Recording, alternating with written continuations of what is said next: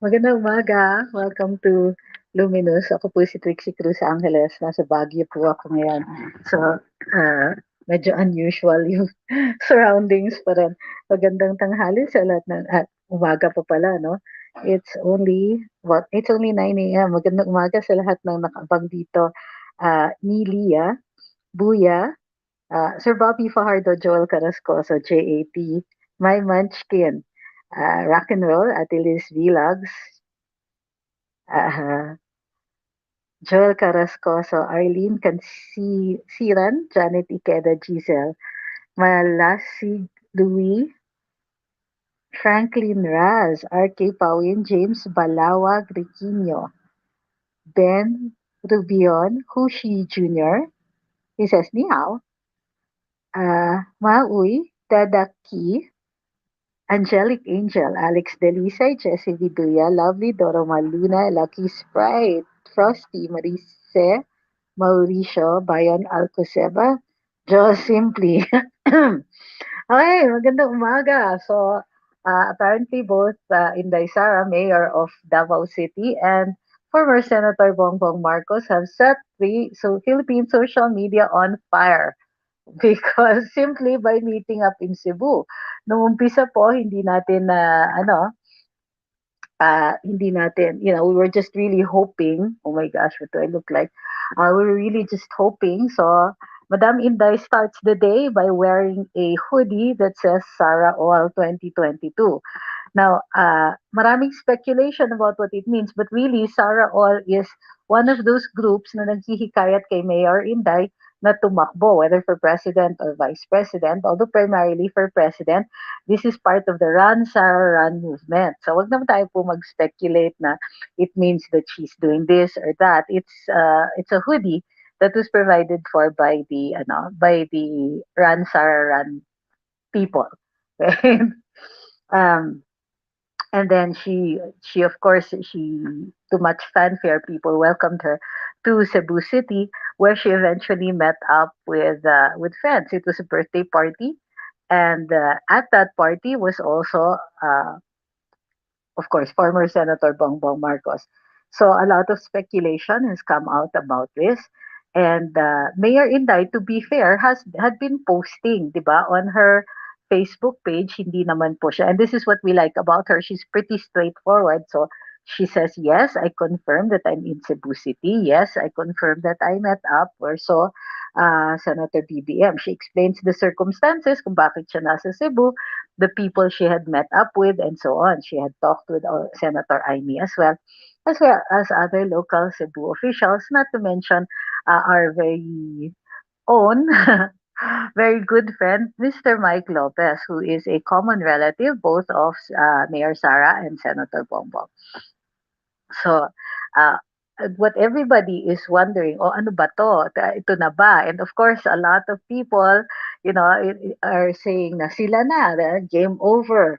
The yellows should be scared or the pink tards should be scared and so on. Is there reason for us to hope? Well, I think that the person who says it best is Mr. Mike Lopez, who says, well, we can continue hoping. Okay, which is a welcome change from before. Remember that Inday Sara is very straightforward. If she's not going to run, she's not going to run. And that is the statement that is missing from this meeting right now. Sinasabi lang niya na, she's very happy to have met up with all these people. She's grateful to have met up with Senator Bongbong. And then Senator Bongbong also posted that uh, he had a good meeting with Mayor Inday. So what's missing from this equation is Mayor Sara saying, no, I'm not running, no, I'm not the running mate, and so on and so on. Which is something that we usually expect her to do when rumors are floating around or flying around, and it gets so much that she normally addresses these rumors. What she didn't do is address them last night or yesterday. So does this mean that we have reason to hope? Yes, I think this is reason to hope, but not reason to think that anything is definite yet. Okay? So, kumbaga, cautious optimism ang mood dapat natin. Mahirap naman ma-heartbroken, di ba? Pero, since nobody is saying that this is not what you think, then they are allowing us to think this. It's a very dangerous proposition kasi to allow us to think this and then yung niloloko lang tayo. So we know that neither party are like that, neither BBM nor Mayor Inday are like that. So we can continue to be cautiously optimistic. Every time these two are going to meet up from now on, it's not going to be an ordinary reaction. It's going to be extraordinary. The social media was fired up yesterday to the point na humirit, of course. To Senator Franklin Drilon, sabi ni Senator Drilon na handang-handa daw. That's my favorite part. Handang-handa daw. Handang harapin ni Lenny Robredo at saka ni Kiko Pangilinan ang ano ba tawag, umaatikabong posibleng tandem ni Mayor Inday at saka Senator Bongbong or ni Senator Bongbong at ni Mayor Inday, whichever you prefer. So, masaya rin to kasi nagre-react na yung kabila. In other words, it's not just us. We're not seeing things. Mayor Inday also seemed to encourage itong mga speculations natin kasi nga she wore that hoodie. That hoodie is one of those that are being distributed by people who have been encouraging her to run. Ito na nga yung Run Sara Run movement. There are a lot of groups in Run Sara Run. So, and one of them is the group that also calls itself Sara All. So sila po yung nagbigay ng hoodie na yan kay Mayor Inday. And the fact that she wore it, she knows that she's sending a message. So, ibig sabihin, yung iniisip natin, hindi naman aksidente na iniisip natin yan. Part of that was also their encouragement. That, plus the pictures were allowed to come out in social media. Kung ultra secret yung meeting na yan or ayaw nilang mag-encourage ng speculation, pareho po silang nagsalita para kumalma na tayong lahat at mag-move on. Hindi po sila ganyan. So, I think that, like I will keep reiterating, the time is for cautious optimism. Ah. Uh, so now I know other people like si TP have been looking at the zooms of some of the documents, one of which contained the seal of the president and the vice president. And so our people are speculating about a tie-up and what the positions are going to be if this is what they were talking about. Ngayon, ganito, put a lot of stock in what TP says, and I would like to think that these documents not only are authentic, but that they were not there just by accident. Diba? A lot of these, I'd like to think that they really did talk about it, but since neither party are confirming, the only recourse we have right now is still to be optimistic, but be very cautious na not to overdo it. Ah, eto, sabi ni Ma'am Susan, oops, na-miss ko. Is that? Harapin daw. Oy, niloloko sarili, baka handang-handa na Smartmatic. I seriously doubt that Smartmatic will be called upon for another national election. But, of course, again, like I said, I am cautiously optimistic. Pero itong mga sinasabi ng kabila na handang harapin, well, of course, wala naman po silang choice, di ba? Kung hindi harapin. Ang mga kalaban nila, they have filed their certificates of candidacy and therefore, kandidato sila. Lahat ng kandidato, kalaban ng lahat ng ibang kandidato. So kung kandidato ka for president, lahat ng ibang kandidato for president, in that sense, hinaharap mo. So lahat ng vice presidential candidates, they face off against each other. So itong mga sinasabi nila, that's empty rhetoric, meaning it's nothing. It's like, alam niyo yung kasabihang whistling in the dark. Yun yung pagtakot na takot ka na, pero ayaw mong ipakita na takot ka. So sisipol-sipol ka, kunwari kakanta-kanta ka sa dilim, ganyan-ganyan. Parang ang project mo, di kami takot, di kami takot. But the fact is, this is a very formidable tandem if it comes out, if it pans out. Kung matuloy ito, regardless of the position either one is going to choose, then makikita natin that people are truly excited about this. Unprecedented numbers are sharing the photographs. So, and imposibleng nabibingi naman si BBM or si Inday Sara dun sa mga panawagan ng taong bayan or ng mga tao. And I understand that they're not the types who will make people hope uselessly. So at the earliest possible moment, they're going to tell us whether it's true or not. So right now, I think that, and what I am reading from both camps is both are also cautiously optimistic. Okay? Hindi rin po kasi sila yung type. And remember what Inday Sara has always said, she's not the type na who will just jump into something and then bahala na. She plans. I was about to say plots, but she plans. She plans carefully, then she projects. She crunches numbers. She's not the type who will go into any kind of contest nang hindi siya naghahanda. And you see that BBM is also like that. Kung ikukumpara natin yung mga pictures ni BBM sa pagdidistribute ng relief goods as compared to Lenny na nanawagan pa ng mga volunteers at mga sasakyan, nagpapasundo pa yata, si BBM has an entire system in place. Because it's not just the first time na hindi every time merong sakuna ay magde-decide siya, mamimigay tayo. He is always ready for that.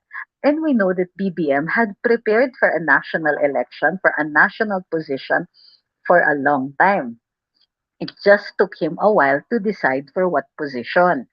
So, ang nakikita natin dito is that also previous statements din ni BBM have said that, he is flexible also. He will read the situation and then decide accordingly. Diba? So, I'm sure both parties also will be making projections and not just analysis of current data, like whoever is ahead now and the surveys now, etc. Most of which don't contain Inday Sara's name because for a long time she had been saying hindi siya tatakbo. So both parties are probably it is if I were both either one of the parties, I would be crunching numbers right now. Okay?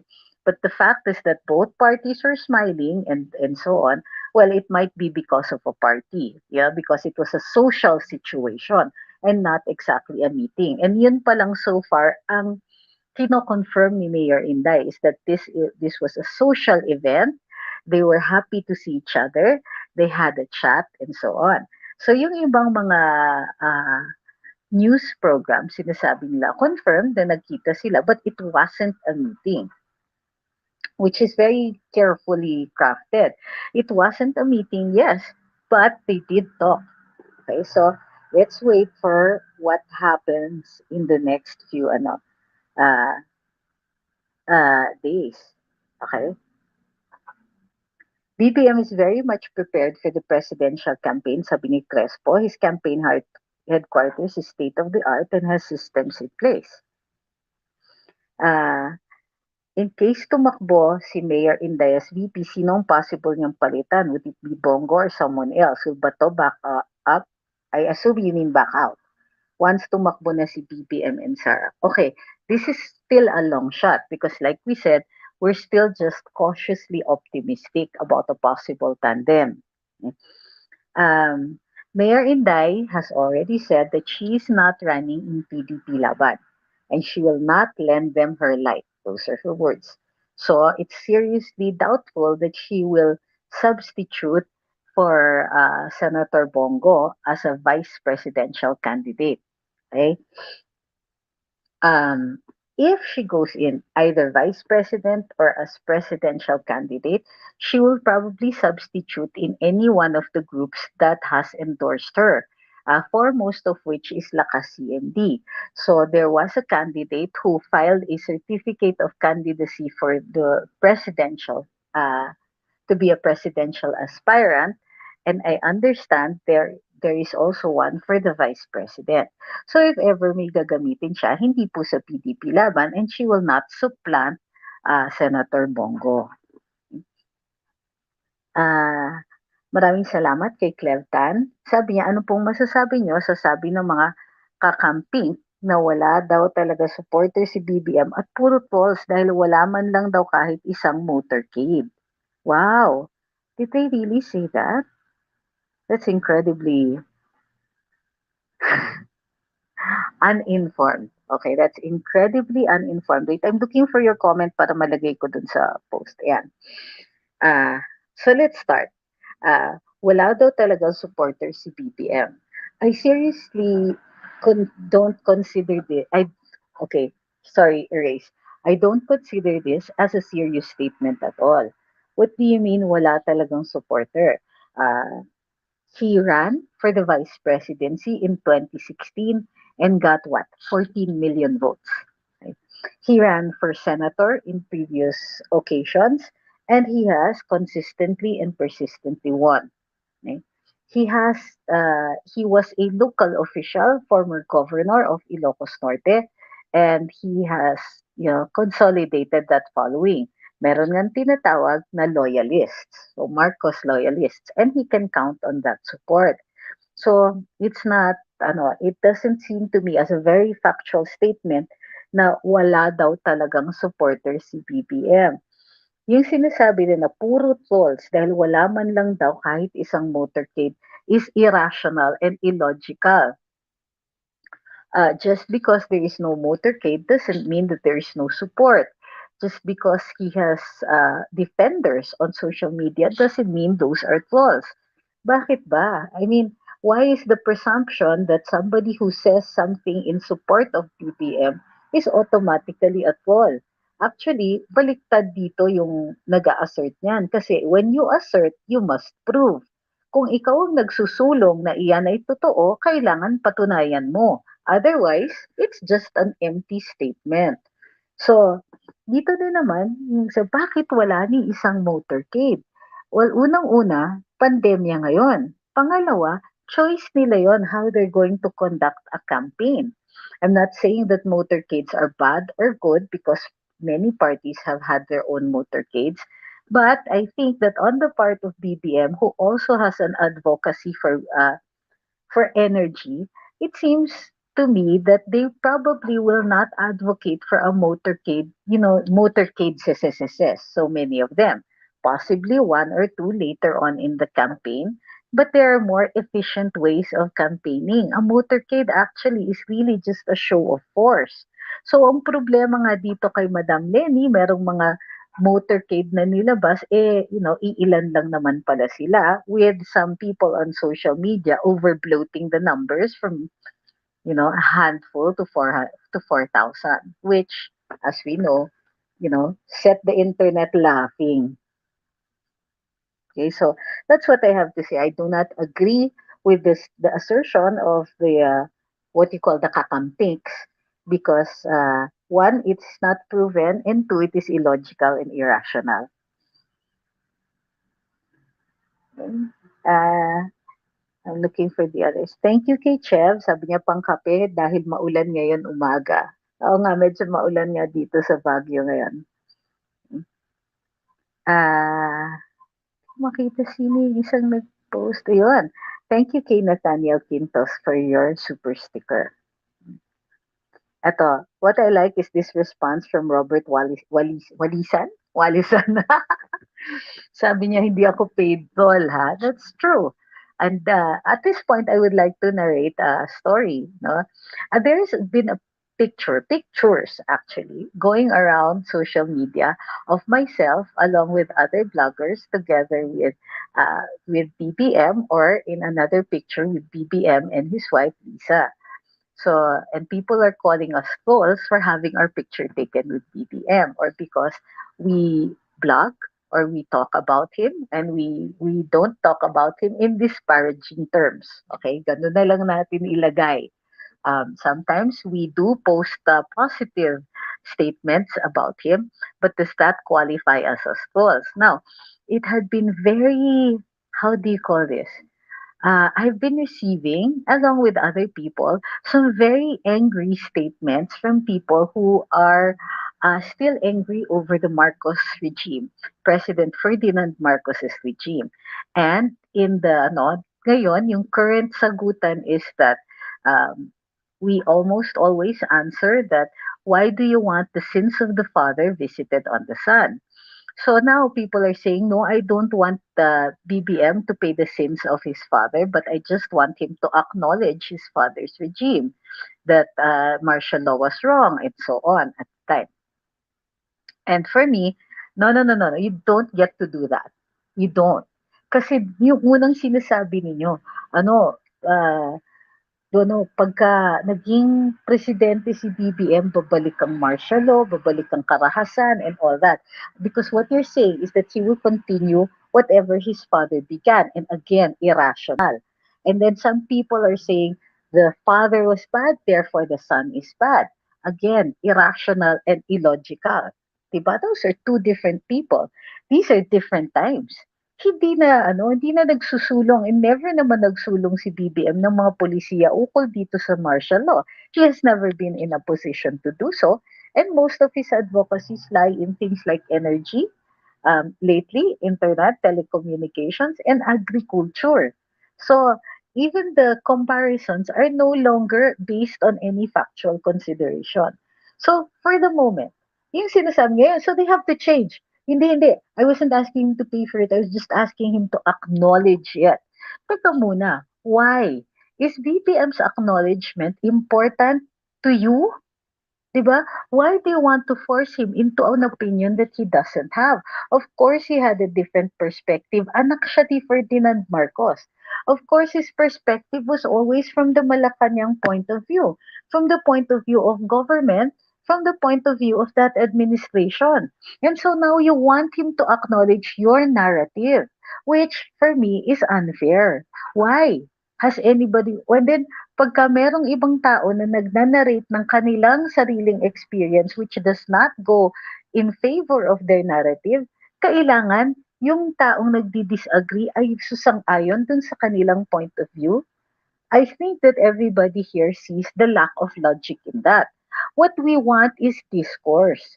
Hindi natin sinasabi na tumahimik kayo. Pero sila, sinasabi nila sa atin yan, tumahimik kayo. Kasi ito yung naratiba, ito yung totoo. Ang hinihikayat natin ay magka-dialogo tayo, or let people discuss. Let people tell you what their experience was, because history has so many layers and so many viewpoints. It is unfair to consider only one. 'Di ba? Kailangan, pag kinuwento natin ang kasaysayan, kinikwento natin pati yung mga viewpoints ng iba. Ano ba ang pananaw ng mga sundalo nung panahon na yun? Ano ba ang pananaw ng mga ordinaryong mamamayan? Ano ang pananaw ng mga middle class? Anong pananaw ng mga tao na wala sa EDSA? Ano ang pananaw ng mga tao na hindi naman umaabot sa kanila yung balita ng gulo sa Maynila?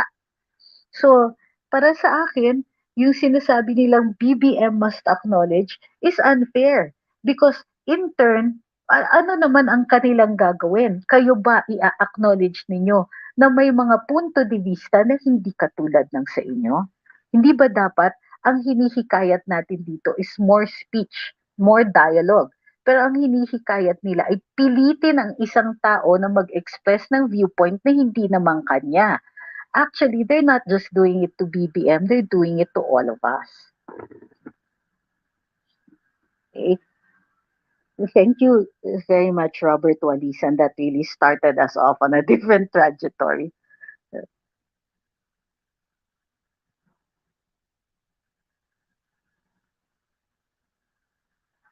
I'm looking for the super chats, ha? Sorry. Ayan. Chocolate Almond says, beautiful morning po, North for Unity, South for Passion. Pansin ko po sa mga uh, Ilocao ko. Ilocano is usually busy working as a whole. O nga, no? Ma'am Annette Magno, thank you very much. Ma'am Lynn Albano, thank you very much also for your super chats. Ay, super chats yung mga yan, ano? Ayan. Ma'am Lynn, thank you very much. And Ma'am Annette. Ay, si Ma'am Annette Magno, kamusta po kay June? Eto, Ipis Dagat says, those noisy people shouting dictador want us to believe them so bad that they almost threaten with violence those who disagree with them. That is correct. So, the inability to encourage discourse. Kasi ganito po yun eh. Tayo naman, nagbo-vlog tayo, no? Naglalagay, it's actually microblogging because we're on Facebook and on YouTube. So, tayo naman, dun sa isang panig, sa ano, we post on our wall. Di naman tayo nag invade ng mga wall ng mga konta. We post on our wall and then we talk about it on in the comment section. Pero sila, iba yung gusto nila. Gusto nila, kung ano yung pananaw natin ay dapat, ano, kapareho ng kanilang pananaw. At pag hindi tayo nag-agree, particularly dito sa period ng kasaysayan na tinatawag nilang Marcos martial law, parang unfair naman po yata yun. Hindi namin dinanasan yung dinanas ninyo. Which is also not to say na wala kayong hirap na dinaanan nun. Yung mga naghirap nung panahon na yun, ina-acknowledge namin. But that's not just you. Sa tingin niyo ba, kayo lang ang namamatay nung panahon na yun? Namamatay din ang mga sundalo. There was a shooting war. There were insurgencies, both a secessionist movement and a communist insurgency. At wala bang namamatay na mga sundalo nun? Wala bang nababaril nun nung time na yon? Hindi ba ang victims in a shooting war are on both sides?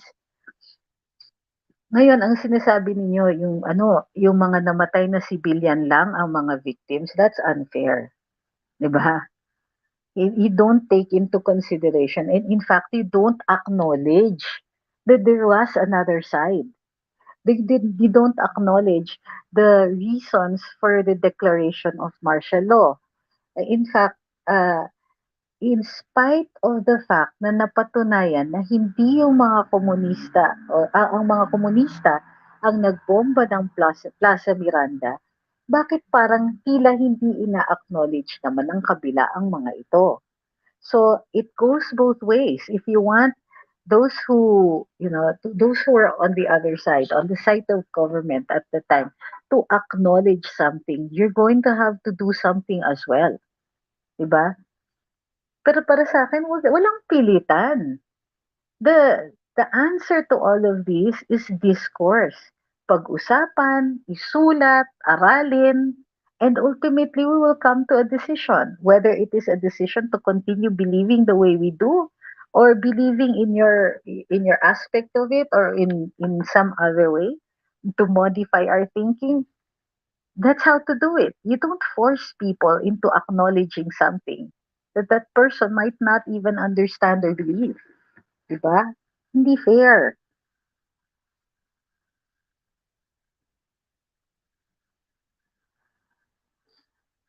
Yan. Sabi ni Pearl June Franco, yung mga nagsabing never again kay BBM, show na konti lang ang alam. Ano bang kasalanan ni BBM? I agree with that one. Diba? Why are the sins of the father being visited on the son? Bella Canilao says, BBM supporters will conduct a nationwide tree planting instead of motorcade. Oh, there you go. Please check this group buong bansa magkaisa, Green Philippines. There you go. Diba? I like that idea of a tree planting activity as a form of campaigning. To all the, First John Calinaw says, may alliance ang Lakas CMD at Hugpong and Lakas CMD at Partido Federal ng Pilipinas. May posible po ba na sila, BBM at Sara, ang substitute nila sa President at VP ng Lakas CMD? Okay, ang requirement lang po to substitute is to be a member of that political party. And yes, pwede pa po silang magbago ng political parties. But for me, I think the decision will be something that is the most efficient. So kung si BBM, let's say, is already presidential candidate for Partido Federal, and Inday Sara substitutes for the vice presidential candidate of Lakas CMD, then they can campaign as an alliance. Okay? Hindi kailangan na tandem sila because hindi naman nire-require yun ng batas, di ba? So that's possibly the most efficient. Now, if they're changing positions, Inday Sara substitutes for for the presidential candidate of Lakas CMD, and BBM can either be the vice presidential candidate, if any, of Partido Federal. But if there's no candidate for that, then he can substitute in another party where he will have to become a member first. Okay? So, yun po yung mga mechanisms dito. Ah, Eto, Clev Tan says, bakit sabi nila drop out daw si BBM sa Oxford, paano siya nakapag-MBA sa Wharton kung wala siyang undergrad equivalent, which is a requirement? Well, that's a good question. He does have an undergraduate degree because without it, you're right, you cannot get an MBA. So, the certificate is also called a degree doon sa attestation na present ni Attorney Vic Rodriguez. So, I'm not sure why people are hair splitting on this one. It's simple. Uh, First, they have to present to us kung bakit mahalaga yung sinasabi nilang diploma na yon. Bakit gusto nilang ipalabas na sinungaling si BBM. Ang punto dito is anybody who, ang magko-contest po niyan ay yung university. Para with finality, pwedeng sabihin ng university, sorry, Mr. Marcos, you cannot claim this. Pero instead, they have issued the certification and, acknowledge that he's an alumnus. Tito Ustria says, always watching you from Southern California and Carambola as well. Charina Villa says, si Mayora ang lakas, pasimpleng asal sa mga suot niya, mapapasana oil na naman si Kiko. That's fun. Ang nakakaano, here's the thing where both Mayor Inday and Senator BBM have been very successful. The manner that they project themselves are both humble while at the same time, still fun. If you will notice, halimbawa sa vlogs ni BBM, may mga there are serious ones, and then there are ones that are super kenkoy pa rin, or slightly kenkoy lang, or, see, watch the one with Sandro. It's fun, actually. So, si Mayor Inday, ganun din. She has been more careful with her words, but, you know, she doesn't, she's not stodgy. She's not, super serious, ganyan. Meron din silang fun sides. And then there's also the side that you see where both have been rather very exemplary public officials. BBM as senator, you know, he stood up against the majority in the Corona trial. He came to work, no grandstanding or very little grandstanding and so on, di ba? So he just put in the work. Even when you talk to him, he's never really loud or raucous or anything like that. Yung dating niya talaga has always been statesman-like, and you see that he does, ano, even in the nice thing is that when you see them laugh out loud, this is where you will see sincerity. BBM and Sarah have both shown us that they're capable of joking and laughing and all that and being all around nice, but at the same time present to us exemplary track records as public officials. So what if it happens, if this tandem happens, all we have to do is stay the course and campaign in how do you call this? Hindi na yung angry. Hindi yung nakikipag-away tayo because remember that politics is addition. Ah,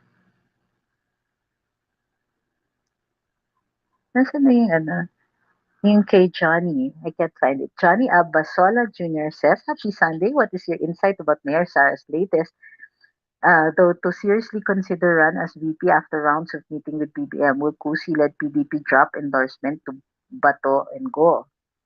Actually, when I think of Senator Bato and Senator Go, I was thinking of their campaign slogan, which should be something like Bato, Bato, Go. So it's catchy. Anyway, ganito po yun kasi you're assuming that Mayor Sara is going to run as the endorsed administration candidate.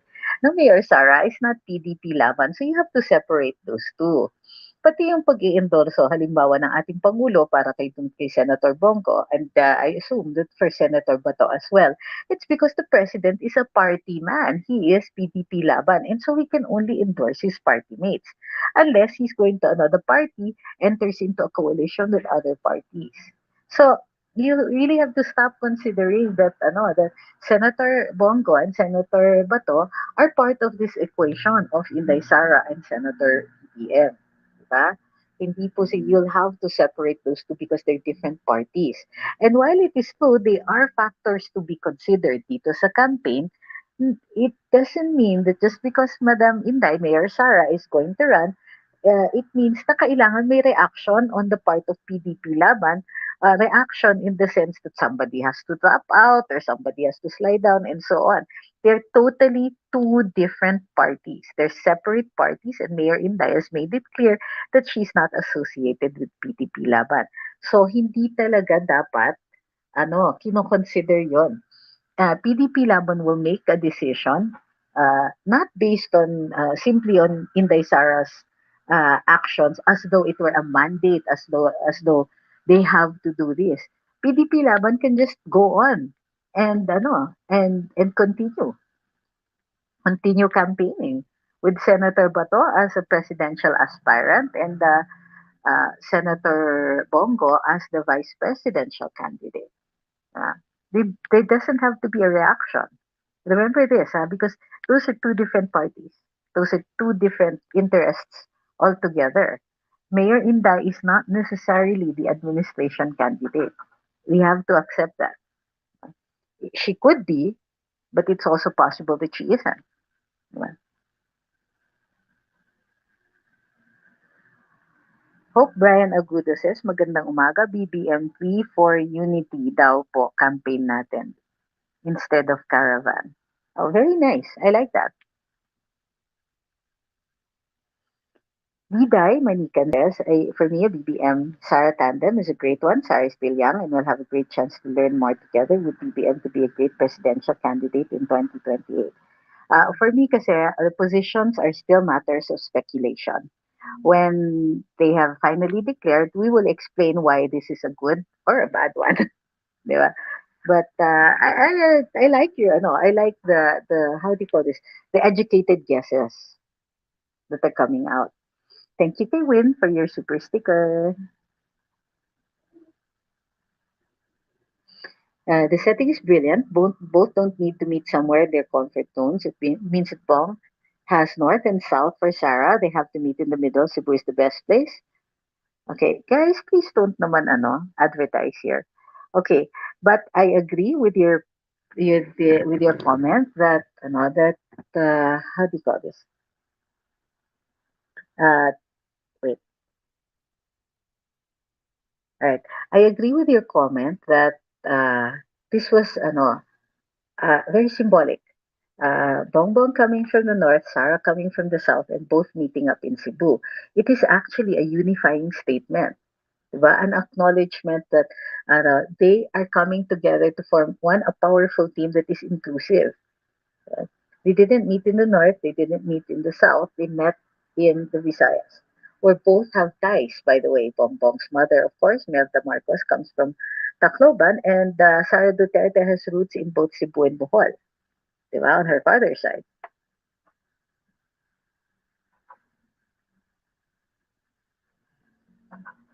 Angelic Angel says, I'm for Sarah, but if she's not running, I'll be voting for DBM instead para di makapasok mga dilawan. Still hoping Sarah will run as president and BBM will just run for VP instead. Ako, I can't really decide who I want for president. What I want is whatever they are both comfortable with. Ba?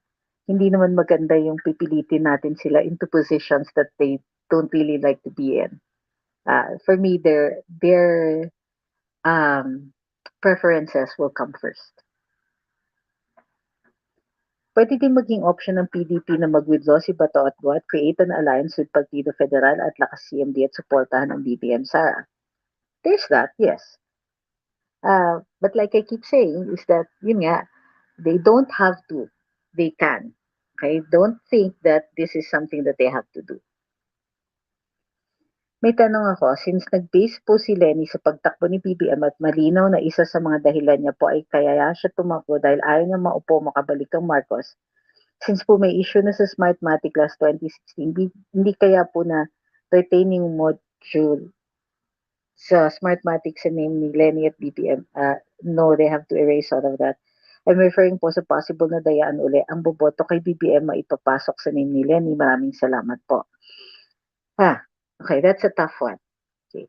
As with anything, we have to always consider that not all elections will be unscathed. Kumbaga, uh, not all elections will be as clean and as pure as we want them to be. There will be attempts and there will always be attempts. But in the same way that in 2016 there was massive cheating, naipanalo natin si Presidente Duterte. Unfortunately, hindi natin naipanalo si BBM. But knowing that, knowing how important unity is, the specter of Smartmatic should push us to be unified and to be intelligent in campaigning, to to be inclusive. Okay? In the past 5 years, yes, we've had to fight off the critics of President Duterte, but we are now in campaign mode. We have to present the best of our candidates in a way that we get people to vote for them, not that we get people to get angry at us. Diba? Sa akin, okay lang, they get angry at us. They're going to do that anyway. But the idea is to get people to vote for our candidates. Remember that all the time. Hmm?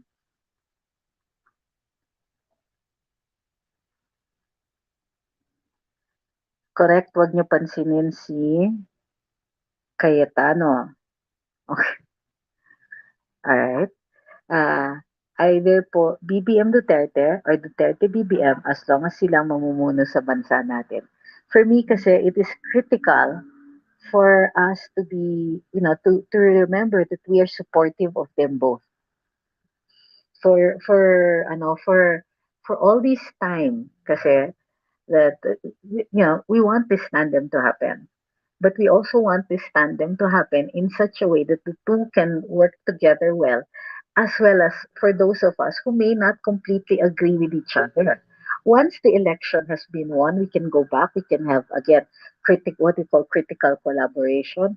The pro-government, but still call out the mistakes because this is helpful. This is helping the country. So this is what we should always remember. This is how governance works. Pagka some party is trying to take down our administration, then it is our duty to defend the government. But diba? To also participate in making sure that the government evolves into a better organization. And that's how sometimes our criticism helps. But don't ever forget that we're now in campaign mode. Johnny Abasola says, thanks for answering my question a while ago. Last question. Do you think that the Liberals rebranding for Lenny and Kiko candidacy will give them more negative exposure to the public? Okay. Um, both Lenny and Kiko have been campaigning in a negative way. They haven't exactly been uh, extolling their own virtues, meaning hindi nila pinapalabas yung mga plataforma nila, ito ang gagawin namin, ito yung plano namin, and so on. They have been concentrating at hindi pa rin sila nagbabago ha, itong sana all speech ni Kiko is indicative. Diba? Ang sinasabi nila parati, ito kasi administrasyon mali. Ito kasi mga to mali. Diba? Instead of sabihin nila, ito yung plano namin gawin. Itong mga to, berdugo, mamamatay tao, tanga, bobo, and so on. Sana all may ganito. Or, corrupt. Sana all. Mga ganon.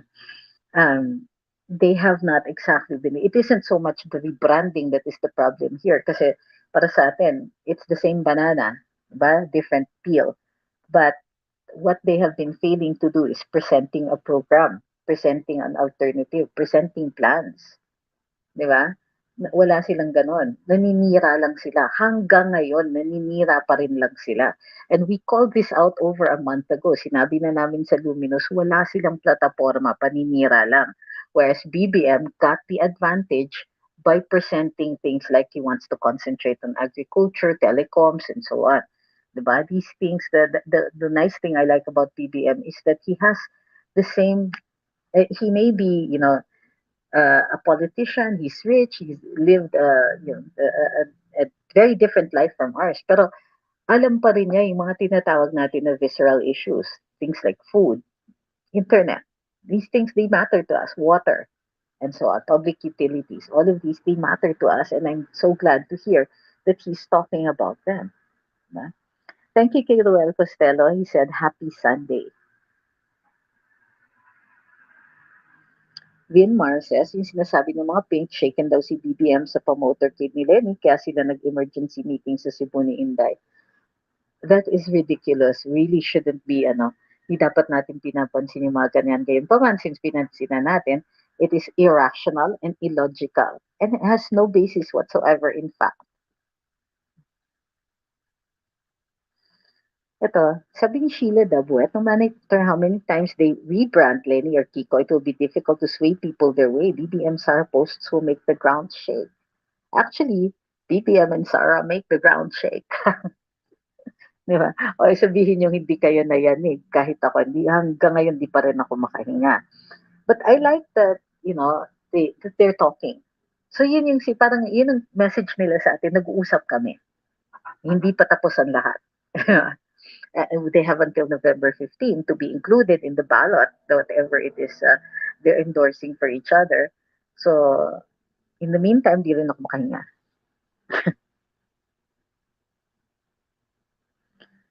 Sabi ni Nympha Korea, Storga, bakit pong FB mga sharing ko po about Marcos ay puro daw i-fact check daw at mali daw mga nakalagay sa content. Ganun po ba sila katindi para lang sila masunod? This is what I'm saying. They don't encourage discourse. They don't encourage us to question. Pero ganito yan di ba? Sa science, we always keep making more experiments. We keep questioning. Di ba? We keep saying, what if it's ganito? Di ba, there have been theories, relativity, and so on.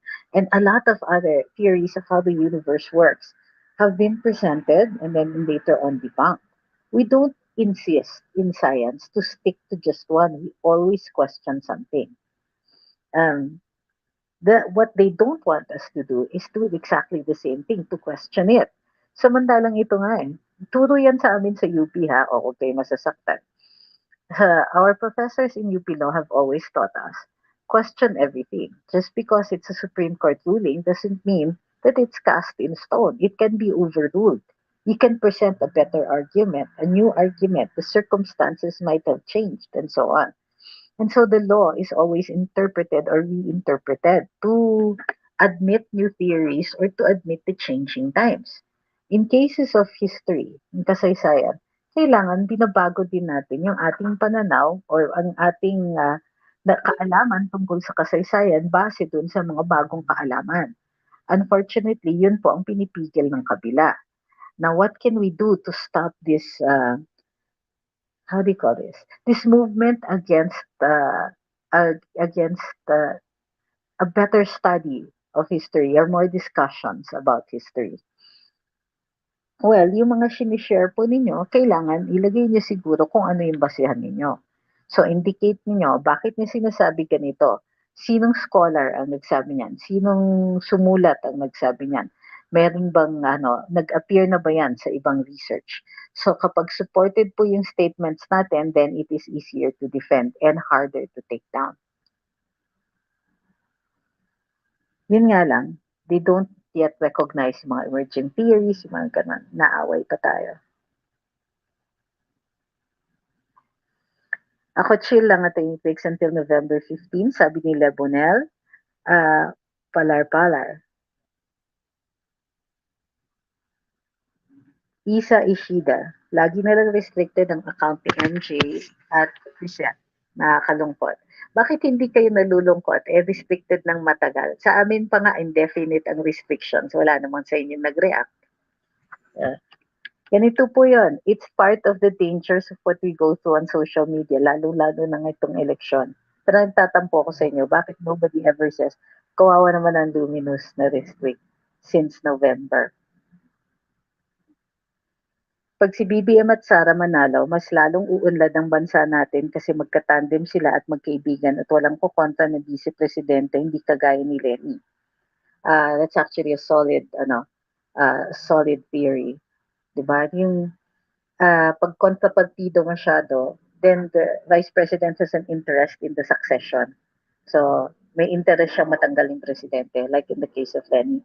But in this case, especially if we have a vice president that's, how do you call this, circumspect like BBM or young like Sarah, then regardless of who sits as president or vice president, we know that they're going to get along and that the interest in succession isn't as pressing.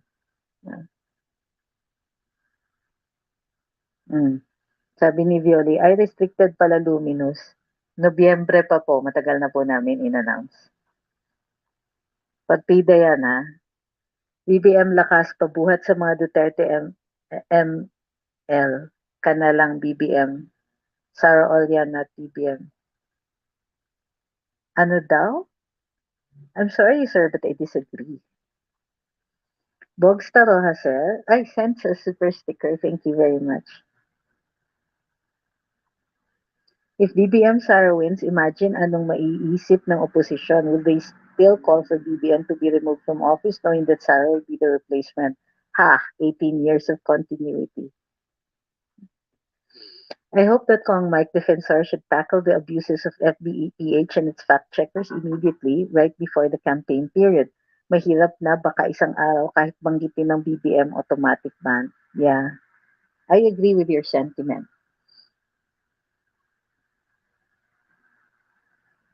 Sabi ni Jericho Arceno, thank you naman at nakabalik na si Luminous. Madam, restricted po kami. Ibig sabihin, restricted audience. Nilimitahan po yung audience namin. Sinabihan kami ng FB in November and it has not been lifted since then. That's why ina-unfollow kayo. Minsan biglang biglang hindi kami nakikita sa walls ninyo and so on. Nilalabanan lang namin at nilalabanan namin ito araw-araw. That's why we ask you to follow and to like and to share kasi po this is how we can get around it. Well, not really get around it, but to fight it, to fight their mechanism. Yeah, but like I said, mas naawa kayo sa iba.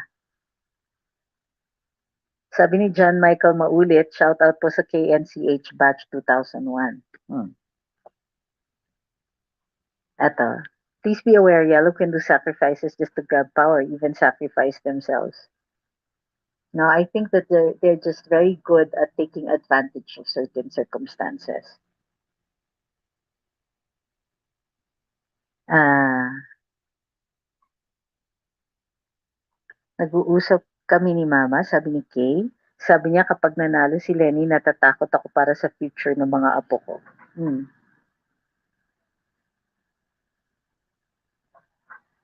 Sabi ni Jane Pakiding, ibig sabihin yan, threatened sila sa Luminous, kaya may restrictions. Yeah, well, whatever. Sabi ni Irish, kaya pala di lumalabas sa wall ko. Grabe naman talaga ang FB. Sabi ni Alvin, martial law issue is already passé. We kept on saying martial law is evil pero di nila inalis sa 1987 Constitution. On the contrary, they, not only di nila inalis, actually it wasn't in the 1973 Constitution exactly, but what they did in the 1987 Constitution was to acknowledge that martial law is a necessary weapon to protect the state, but they put in restrictions para daw hindi magamit ng liderato, almost to the point na hindi siya actually nagagamit ng liderato, not to the full extent. Sabi ni Mandy Mad Hatter, oh, I didn't know you're restricted po kasi we see you every day. I followed this year lang po kasi. Yeah, that's right, because if you followed after our restriction, you'd still see us normally. But everybody who followed before then, sila yung mga madalas na unfriend or na unfollow or hindi lumilitaw doon sa kanilang mga pages. Mm.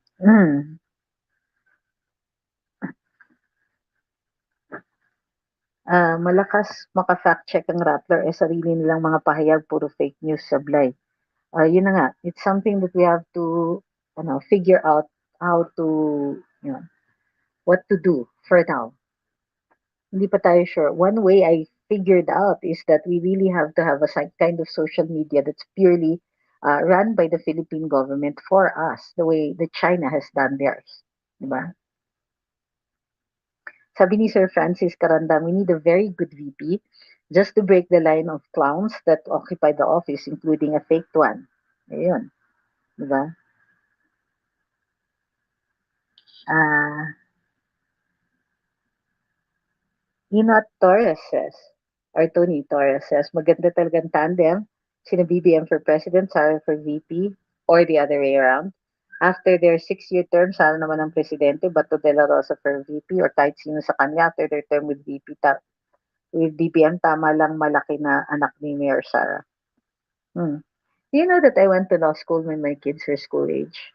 Uh, I think there are many different ways of being a mother, and I think that sometimes it is rather demanding for people to think that a woman should stay at home with her kids or to take work that keeps her at home, diba? Or yeah, it for me it's really rather sexist. I apologize that if you're hurt by this, but yes, I think so.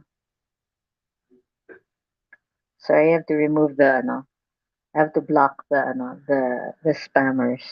There you go. Just Jen says, is it game over?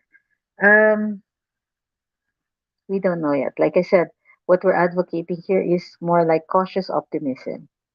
There is reason for us to be optimistic, not yet reason for us to celebrate. Yeah. Sabi ni Jen Lee, kaya po pala every time you have live, if I click nothing to show, need pa open news feed mo. Same case Box Okay, sama talaga ng FB na to. Yung friend natin vlogger kagabi pa naloloka, kinikilig, tumatawa, kanina umiiyak, ngayon tuwang-tuwa na naman. You know where she is? We love him, di po ba? I have no idea who you're talking about. Ano po masasabi niyo sa mga DDS na ayaw kay BBM and sa mga loyalists na hindi DDS? I think that it's a free country and that we are all free to express our preferences, di ba? But I hope that they can be persuaded to see the other end of it. Paano 'pag nagpalit ng FB to Verge? Ano kaya magiging restriction sa mga vloggers? We don't know yet. I haven't seen the differences.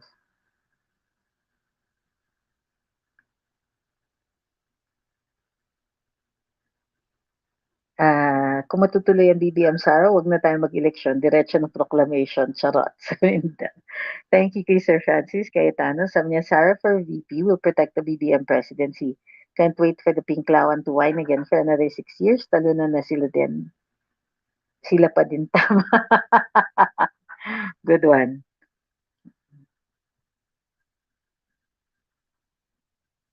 Lahat po ng issue na ibinato kay BBM noong 2016 and he gathered 14 million votes. Ngayon, recycled issues pero Atty. Trixie walang dumidikit, tumitindi pang suporta sa kanya habang binubugbog ng yellow media.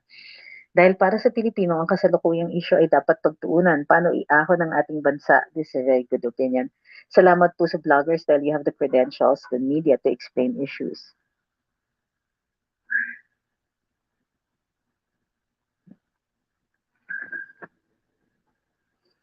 Boto tayo kay BBM kung vice siya ni Sara. Pwede rin. Sa akin, I will vote for both of them, even if they don't run as a tandem, even if they run separately, but they're not against each other, I will vote for both of them.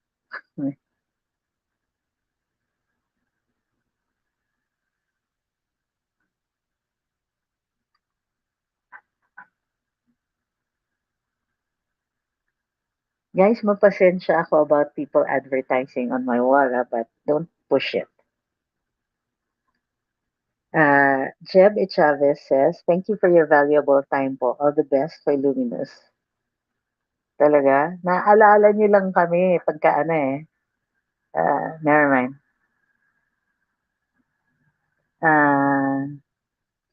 Attorney, nakakatampo, may mga taong iniiwan nila si BBM at Sara, gusto nila.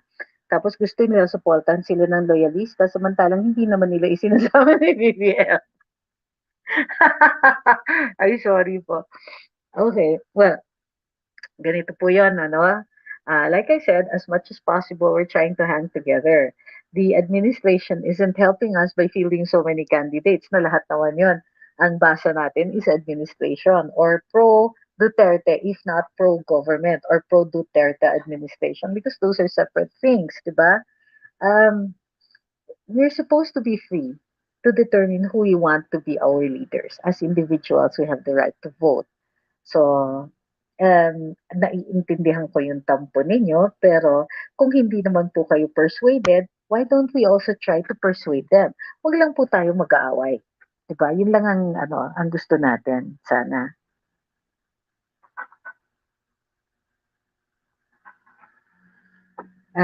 Pag may 8 diretso sa inidoro noong 2016, ngayon darating 2022 nangangamoy ulit na 12 inidoro.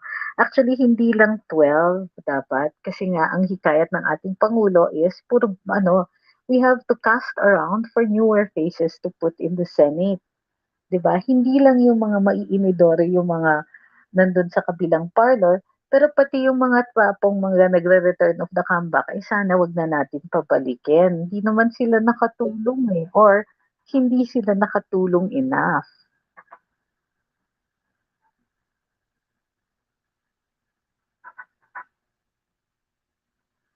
Sino ba talaga nag-violate ng free speech? Sabi ni John Felix Pascual. Hindi ba yung mga walang ginawa kundi mag-report ng vloggers na pro-BBM and Duterte?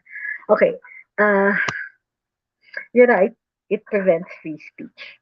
But not the free speech. I just want to make a distinction. Yung yung ating saligang batas under Article 3 is the Bill of Rights. At doon nakalagay, no law shall be passed abridging the freedom of speech, of the press, or of expression.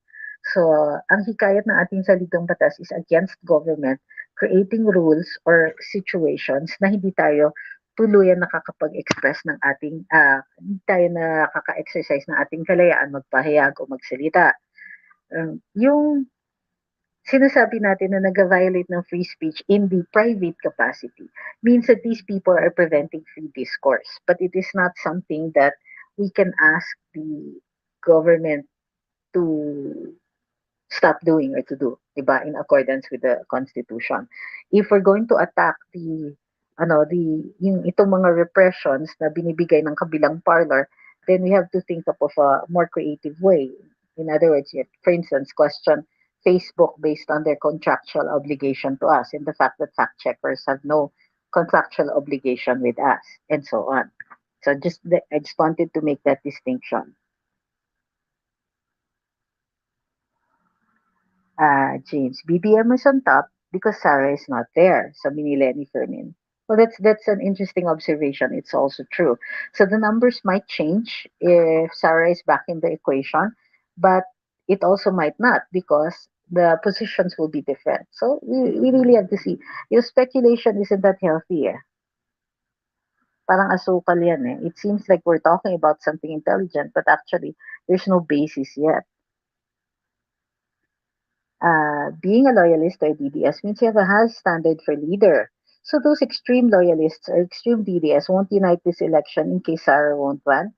Alam nga naman buboto kayo kay Lenny o Pacquiao o Isko. Yung totoo. Grabe guys. Oo nga naman. I'm trying to remove then the spammers. But that's excellent. Thank you, Elise Lau Yan. Guys, you have to listen to her. I wish she could discourse on this a little longer, but this is very good. Uh, we are hoping BBM and Mayor Inday will consider to be a tandem this 2022 election. This will be the best Christmas gift to a majority of Filipino people. Now let's discuss how that tandem can come about.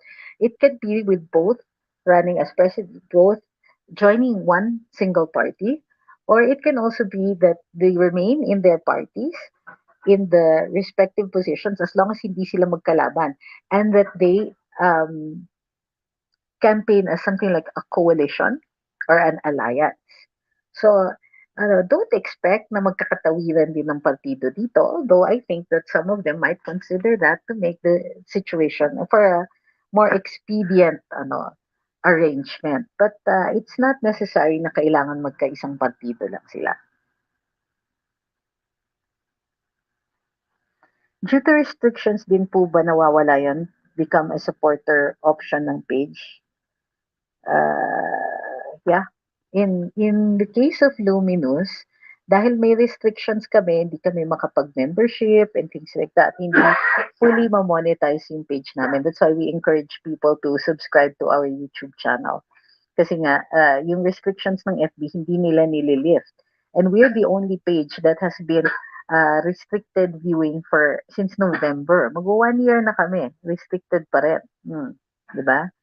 But nobody ever says, bakit parating inaano ang Luminous? No, you just it's everybody else. God. And then it's don't get me wrong. I love everybody else, and that we really should be defending when somebody gets suspended and all that. But I really just noticed this one. Yeah, uh, you don't do it for Luminous, and why is that?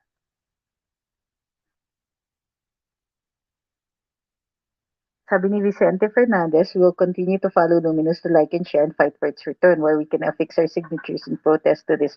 Where can we affix our signature in protest to this packed yellow checkers? I don't know if these things even work anymore. They don't really care what we think. Eh. Ang daming DDS na ayaw nila kay BBM na napunta sa punto na gusto pa nilang sirain si BBM. Parang hindi nila naiintindihan ng salitang courtesy. Yes, at sana hindi tayo tumutulad dun sa mga nasa kabilang parlor. Ayaw nga natin sa kanila, wag nating gayahin yung asal nila.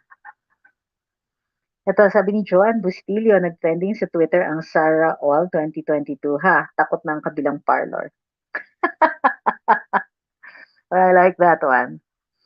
Very thankful ako sa dami ng information na na-gain ko by following you at ibang vloggers like TP sa AskKLC. Kaya every time may mga aaway sa akin, sa dami ng info na sinasabi ko sa kanila dahil tinatama ko yung mga mali nilang alam. In the end, puro mga masasamang salita na lang lumalabas sa kanila, eh nag-stop na silang sumagot. Sagutin ko sila ng parang nobela, sumusuko na sila.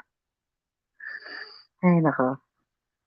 But we really should, should move away from that kind of discourse. Kasi, pero hindi, actually, yung mga ganyan, pagka naglalabas tayo ng information, okay lang yon. Magagalit naman talaga sila sa atin. But it's mabuti na yung magalit sila sa atin na nagsasabi tayo ng tama at saka yung hindi tayo yung nang-aaway. Hindi tayo, just by presenting all of these facts, meron na tayong, yun na yung laban. Sabi ni Sarah Mercado, ang hirap nang hanapin ng page ninyo ni Attorney Ahmed. Kahit pa sa search pag-click, di sa page agad nagpupunta. Ilang pindutan pa gagawin. Maraming paikot-ikot. Yep. Ito. Teka, nagtatanggal kasi ako ng mga oops.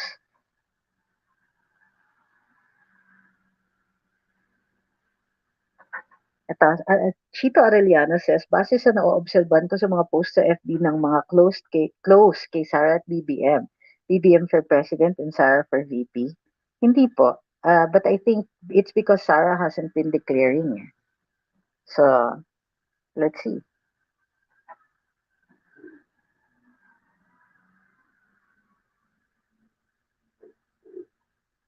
Alam mo Ron, pinag-usapan ko yan eh. So, dyan talaga ako nagtatampo sa inyo eh. Yung pinag-usapan ko na, tapos i-bring up nyo, nas ibang tao yung nagpansin. Alam niyo yan, yung sasabihin niyo sa akin, uy, napanood niyo ba yung live ni ganito? Eh, pinag-usapan ko na yan dito eh. Bakit nag-advertise kayo? Don't get me wrong, I love all of these people, pero why are you doing this to us? Tapos sa akin kayo magpapasagot ng tanong.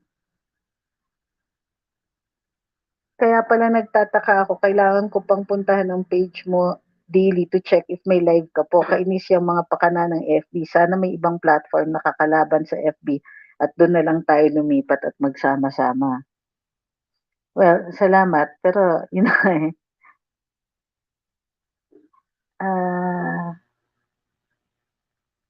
James Chua says, BBM cannot enter an MBA if he did not have a degree. Agree? That's the number one requirement in entering an MBA program. Correct?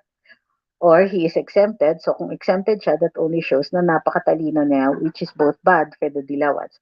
Also agree.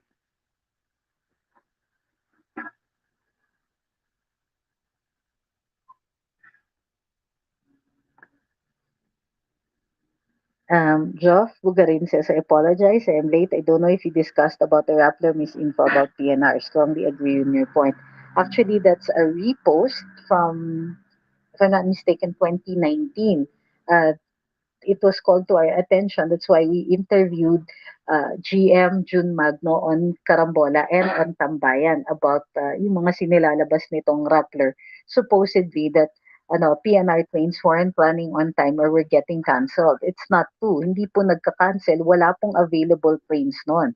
And that there should have been trains available at that time. Meaning, kailangan hindi pa dumadating yung mga in-order na train. Kaya wala pang schedule. Kaya walang train na dumating on that time is because that schedule is a projected schedule. So, yeah, hanggang ngayon, hindi nag-a-apologize ang Rappler for that. They said, we just stand by our report.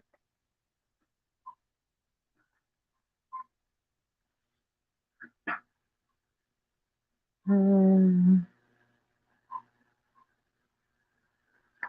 Just Jen says, what is your comment regarding Hosan's accusation to Pacman? I think that requires its own live. Pinaghahandaan ko yan because I've been getting the information. So, I think that, siguro, sometime during the week, we'll do a live just on Mr. Jake Hosan's accusation with Senator Manny. But we'll be fair, ha? Hindi ko mo ba't pinaiimbestigahan kami ni Senator Manny, automatic will be against him.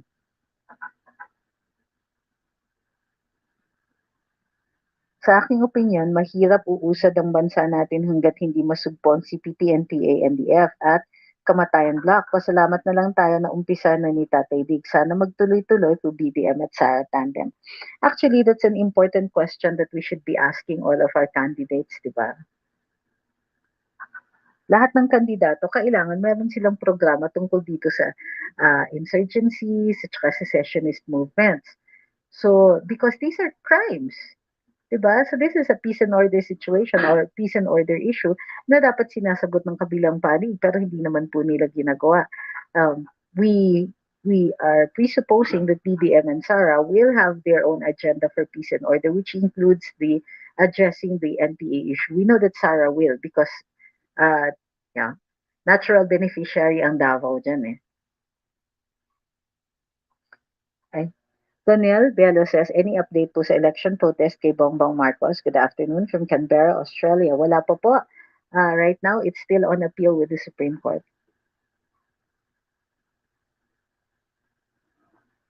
And finally, sabi ni John Bustillo, taga Davao po ako. Happy po ako na i-share sa buong Pilipinas si Mayor Inday just like we did to our Tatay Di para tuloy-tuloy ang pag-unlad ng Pilipinas. So our mayor will be Baste. Wow, ang po. Oo nga naman. Totoo yun. But I like how Vice Mayor Baste has grown since 2019, since assuming the position of Vice Mayor. We know that he had to be dragged kicking and screaming into elections, but that he seems to have grown in his position na he's become quite the official nowadays. He also acts with the ano ba yan, he's still rough in some spots, but has been, I understand, been doing quite well. His learning curve has been exemplary, and okay pa siya. I understand he has good people with him, and so I'm glad about that. Is he ready to be mayor? Well, I hope so. Maria Liz Florentino says, never again, 90s na si Lenny after 30 years of able or sincere leaders in the queue. 2022 BBM, 2028 Sara, young and in the peak of energy. 2034 Batorgo, Sandro, another Duterte kid. Yeah. Joy Bartlett, thank you for your super chat. I actually like BBM's color blue and red. Very patriotic. Yung iba parang Sanrio.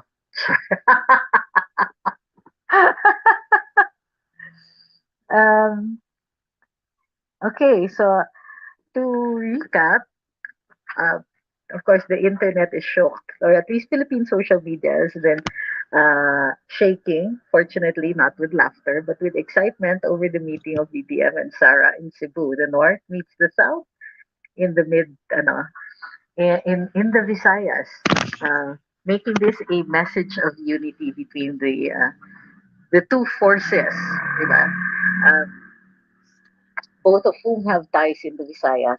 Mayor Sara through the relatives of her father from Cebu and Bohol, and BBM, of course, through his mother. Again, another, nice symmetry, di ba? Through his mother's roots in Tacloban Leyte.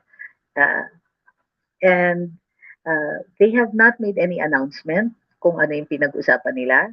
Hindi rin naman sila nag-negate ng mga speculations natin. Mayor Sara, who is quite straightforward, has indicated that it was a social event, but at the same time, she wore a Sarah All hoodie going into the said event before she changed into her dresses. So in the case of BBM naman, he said that he had a very successful meeting with Mayor Inday. And so we'll have to take it at that. The better and more reliable post, of course, is by Mike Lopez, who was present at the alleged meeting slash event, where he says that there's reason for us to hope. We can continue hoping, which means that the hopes have not been dashed. Also missing from all the releases and statements made both by Inday Sara and BBM is one party saying it's not true, I'm not running, we're not a tandem, and so on. So no statements negating our hopes have come out. So there is reason for us to approach this incident with cautious optimism. Uh, Let me see. Sabi ni, so we'll just choose a few more. Richard Marquez says, dapat maging maingat din yung mga Sarah All and DDM groups because hindi malayong may infiltrate sila ng mga saboteurs na pinklawan sa pag-away-awayan ng mga DDS and DDM. Kaya ako, I try my best to encourage unity sa mga supporters nila Sarah and DBM sa mga groups nila para ma-enlighten yung iba. Thank you very much, Sir Richard Marquez. Chicken Breeder says, BBM Sarah, BBM. Let them decide which position they would run. Ang mahalaga magsama sila para solid vote. Maglaban ng dalawa, malaki posibilidad na masilat tayo ng dilawan, iyak ang DDS at loyalists. Lebonel Palar says, I love your neutrality and who will be the president or VP between Inday Sara and BBM for me. As solid DDS, I will wait for the final endorsement of Tatay Digong on November 15. If it comes, yes, I would be very happy to consider the president. Of course, the president's endorsement is going to be super important for all of us. Thank you kay Ma'am Imelda Sanggalang for your super sticker. Supporter lang tayo, sabi ni Yanig sa Banig. I like that name. Kung ano ang plano nila, supportahan natin. Di yung tayo pa ang nagiging pabigat sa kanila, nag-away-away sa walang dahilan. Alam nilang ginagawa nila, wag niyong pangunahan. There you go. Ito. Jose Marie Talents, you back it. Mayor Sara has yet to make a statement to the public and her supporters are urging her to run. When this occurs, the Philippines will have one of the most exciting presidential and vice presidential elections in history. Ang ganda ng magiging laban. Is it still going to be a laban in your characterization? I think it's going to be, a walk in the park.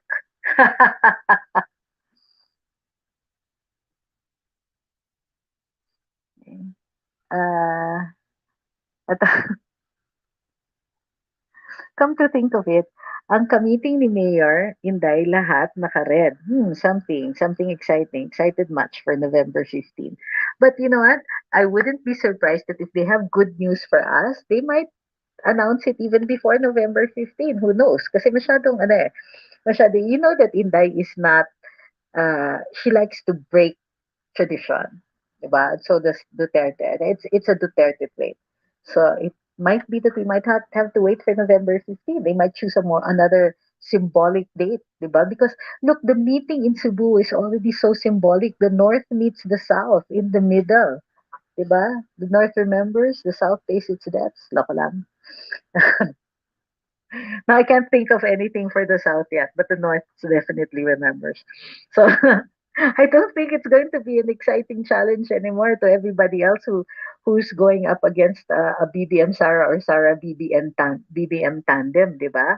I think it's going to be a walk in the park, rocky but still a walk in the park. So, but in the meantime, what do? Well, we watch out for the rhetoric. Siyempre, babakbakin yung ating mga manok, yung mga kandidato natin. Tuloy-tuloy naman po ang pambabasag at pagbabash kay BBM to the point that they're actually going after people, well, like me, who, yeah, they call us false and so on. But as usual, wala silang mga pruweba. These are just bare allegations, simple bashing statements that we can safely and happily ignore. Do not engage in those that do not intend to really engage us, who have no information to impart, and who have no intention of being persuaded otherwise. What we can do is just continue to post on our own pages, in our own conversations, in the conversations with other like-minded people, and we just need to hold on because we still have the majority. Remember this, diba? All we have to do is hold on, or at least make sure that we're not fighting with one of our own, with some of our own. If there is the opportunity to convince people who are not yet convinced of the importance or of the value of our candidates, then we engage them in ano. And remember that politics is addition. Okay, that's what we should always remember when we're on social media. Politics is addition. There's no need for us to fight unnecessarily with people who are already on our side. If we differ on certain details, it's not something that's gonna kill us. Diba? It's not going to kill us if that person doesn't agree with us. We can also agree to disagree, but we remember that on election day, we hang together. Diba? Because we're going to have to hang together. We're a country. We have to paddle in the same direction eventually. We may not like the direction sometimes, but it's still better that we're all together in it. Maraming salamat sa pagsubaybay sa Luminous nitong araw na ito on Sutil Sunday. We'll see you on Karambola tomorrow, 8 to 10 ng umaga, and Tambayan, 12 to 1 on DWIZ 882 AM. For those who haven't yet followed on Luminous by Trixie Cruz-Angeles and Ahmed Paglinawan's Facebook page, please do so.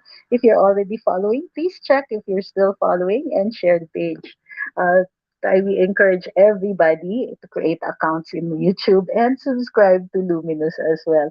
Maganda. Have a good Sunday, everybody. We're in Baguio right now. I'm going to be looking for suggestions on where we should eat, at least for lunch. Magandang tanghali sa inyo lahat. We'll see you later and see you tomorrow on Carambola and Tambayan.